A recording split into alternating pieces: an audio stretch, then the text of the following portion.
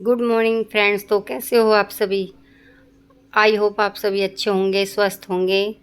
तो जैसे ही करवा चौथ का फेस्टिवल ख़त्म हो जाता, हम सब ने मिलके करवा चौथ का फेस्टिवल एंजॉय किया। उसके बाद जो है हमारे घर की सफाई भी स्टार्ट होगी, क्योंकि फेस्टिवल आने वाला था, वो भी दिवाली। तो दिवाली पे जो है हम सब अपने घर को जो है मोती की तरह चमकाते हैं। तो जो है डीप क्लीनिंग अच्छी तरह है, तो मैंने भी अपने घर की डीप क्लीनिंग स्टार्ट कर दी है। तो मैंने जो है शुरुआत जो है अपने ही बेडरूम से स्टार्ट किया। तो मैं आज अपना बेडरूम क्लीन कर रही हूँ। तो मैंने एक बड़ा ब्रश और छोटा ब्रश ले लिया, उसकी मदद से जो है मैं अपनी कमरे की जो ये जालियाँ हैं, ग्रिल हैं, उनको साफ़ करने लग रही हूँ। साथ में एक कपड़ा रख रखा है मैंने कॉटन का, उससे मैं साथ के साथ ही दीवारों को भी क्लीन करती जा रही हूँ। क्योंकि जो है घर में जो है डस्ट तो आ ही जाती है, दीवारों पे भी थोड़ी बहुत लग जाती है। तो दिवाली एक ऐसा फेस्टिवल है जिसमें हम अपने पूरे घर की अच्छी तरह से धुलाई और सफाई करते हैं। तो उसमें हम अपनी दीवारों को भी साफ़ कर लेते हैं। तो ये देखो मेरी दीवारें भी ना कैसे शाइन करेंगी सफाई के बाद, बिल्कुल ही। तो थोड़े बहुत जाले भी लग रहे थे कमरे में उधर, तो मैं साथ के साथ ना जाले भी साफ़ करती जा रही हूँ। और एक एक सामान को उतार के उसके पीछे, दीवारों के पीछे भी ना थोड़ी सी जो है डस्ट जमा हो जाती है, तो मैं भी उसको साफ़ कर रही हूँ साथ के साथ ही।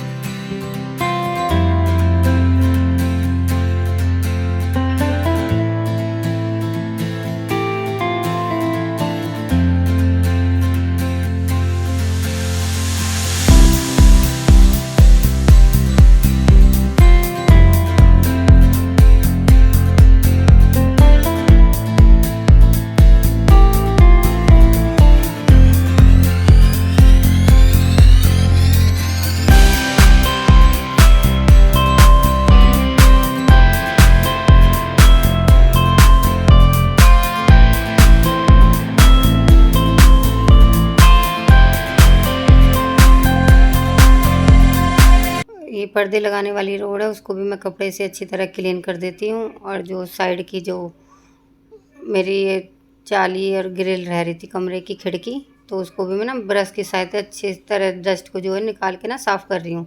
तो मैं एक साथ ही ना बड़ा ब्रश और छोटा ब्रश लेके अपना काम करना स्टार्ट करती हूँ, क्योंकि घर में बच्चे तो होते नहीं हैं कि किसको बुलाएं जो बार बार पकड़ाए। तो जो है मैं दोनों को लेके ना एक साथ काम करना स्टार्ट करती हूँ। कुछ बड़े ब्रश से डस्ट को निकाल रही हूँ, जहाँ बड़ा ब्रश नहीं जाता वहाँ से मैं छोटे ब्रश की मदद से वहाँ से डस्ट को निकाल के साफ़ कर देती हूँ। उसके बाद मैं सीढ़ी को रखती हूँ साइड में। उसके बाद मेरे कमरे में एक ये खिड़की है, तो उसमें भी जाली लगी हुई है, उसमें भी काफ़ी डस्ट इकट्ठा हो रखी थी, तो उस सबको भी मैं ब्रश की मदद से साफ़ कर देती हूँ। और ये एक मेरी जाली है कमरे की, तो इसको भी मैं ब्रश की मदद से अच्छी तरह से साफ़ करती हूँ। ब्रश से जो है ना खिड़की बहुत ही अच्छी तरह से साफ़ हो जाती है, सारी धूल ना अच्छी तरह निकल जाती है। इतने कपड़े से नहीं हो पाती जितनी जाली बड़े ब्रश की सहायता से हो जाती है। उसके बाद मैंने अपने कमरे का एसी भी साफ़ कर दिया। ये मेरे कमरे में एक वार्डरोब है, तो उसको भी मैं पहले सूखे कपड़े से क्लीन करती हूँ, उसके बाद मैं गीले कपड़े से उसको अच्छी तरह से क्लीन कर देती हूँ, जो कि अच्छी तरह चमक जाती है। उसके बाद मैंने टाइम देखा तो बच्चों का आने का टाइम होने वाला था, तो समझ ही नहीं आ रहा था कि मैं क्या बनाऊँ। तो सोचा क्विक से ऐसा बना देती हूँ जो बच्चे भी खुश होकर खा लें और बनाने में भी ज़्यादा मेहनत नहीं लगे। क्योंकि अभी भी कमरा ना पूरी तरह से क्लीन नहीं हुआ था, वो भी ना अभी रह रहा था कमरा साफ़ होने में, क्योंकि एक एक चीज़ को हटा के साफ़ करने में ना टाइम बहुत लगता है। तो फिर मैं यहाँ जल्दी से अपनी चॉप कर रही हूँ सब्जियों को। फटाफट प्याज चॉप की, गोभी चॉप की, उसके बाद मैं अब आलूओं को पील करूँगी। फटाफट काट कंटिन्यू करती हूँ। हम सब लेडीज़ जो है ना काम करते करते वक्त यही सोचते हैं कि क्या बनाए बच्चों के लिए। तो हमें यही समझ में आता है कि जो क्विक और जल्दी बन जाए। तो मेरे दिमाग में ये है कि जल्दी से तो पुलाव भी बन सकता है, तो मैं बच्चों के लिए पुलाव बना रही थी। क्योंकि ना बन भी जल्दी से जाता है और बच्चे भी ना खुश होकर खा लेते हैं, इसमें टाइम भी ज़्यादा नहीं लगता। तो अपना फटाफट मैं सब्जियों को चॉप कर रही थी। अपना चॉप करने के बाद कि जल्दी बन जाएगा, फिर से अपने काम में लग जाऊँगी। जब बच्चे आएंगे उनको गरम गरम जो है मैं इसको सर्व कर दूँगी।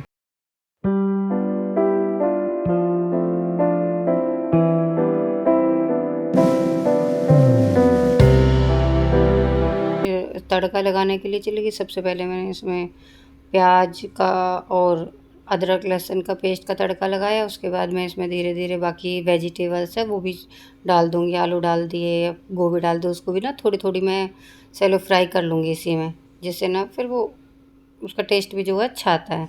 फिर मैं इसमें बेसिक्स मसाले डालूँगी। मैं ज़्यादा मसाले यूज़ नहीं करती पुलाव में, नॉर्मल बनाती हूँ। हल्दी हल्दी नमक मिर्च यही सब डाल के मैं बनाती हूँ। फिर मैंने इसमें चावल डाल दिए, पानी डाल दिया और अपना ढक्कन लगा के अपना रख दिया, क्योंकि 1-2 विसल में ही जो है अपना पुलाव बन के रेडी। इतनी देर में मशीन की आवाज़ आ गई थी कि हाँ भाई पर्दे धुल गए हैं। तो उसके बाद मैं अपने पर्दे निकाल के ले आई, उनको सुखा दिया।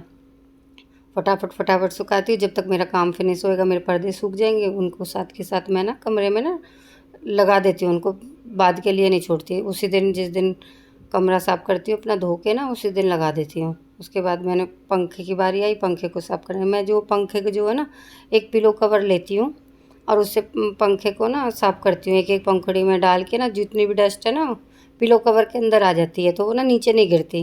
ज़्यादा घर भी गंदा नहीं होता और अपने, क्योंकि बार बार ना किससे कपड़ा गीला मांगे सूखा मांगे ना, घर में कोई होता भी नहीं है, तो हम लेडीज़ को जो अकेले ही सब कुछ मैनेज करना पड़ता है। तो मैं तो इसी तरीके से करती हूँ, आसानी से पंखा जो है ना मेरा क्लीन हो जाता है।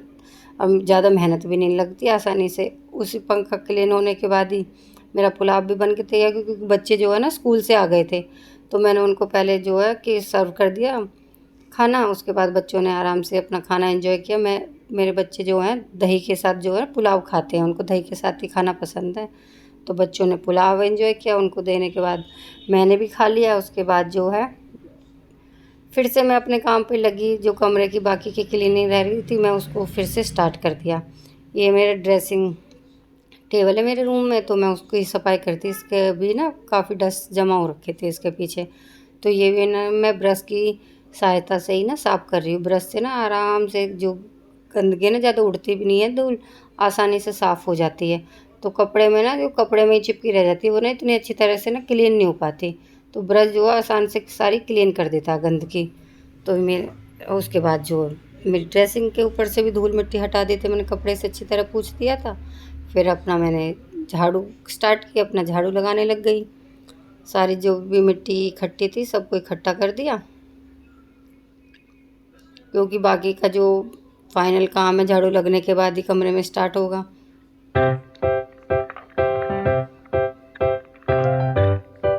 फिर मैंने अपने बेड के नीचे से भी क्लीन किया, देखो कितनी गंदगी निकल रही है बेड के नीचे से भी ना।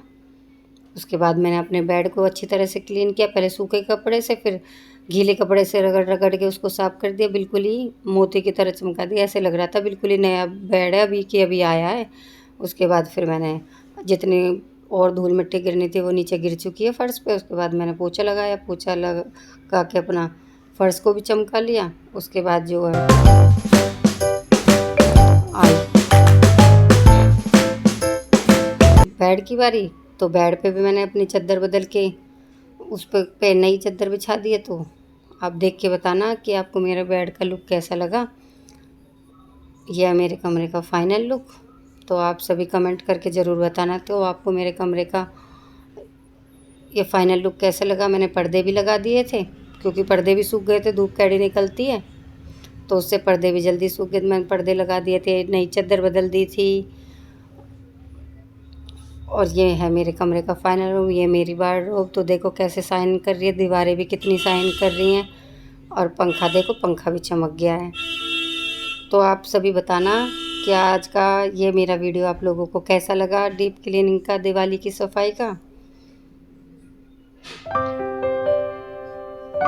तो बाय बाय दोस्तों, तो मिलते हैं नेक्स्ट व्लॉग में, तब तक के लिए बाय बाय।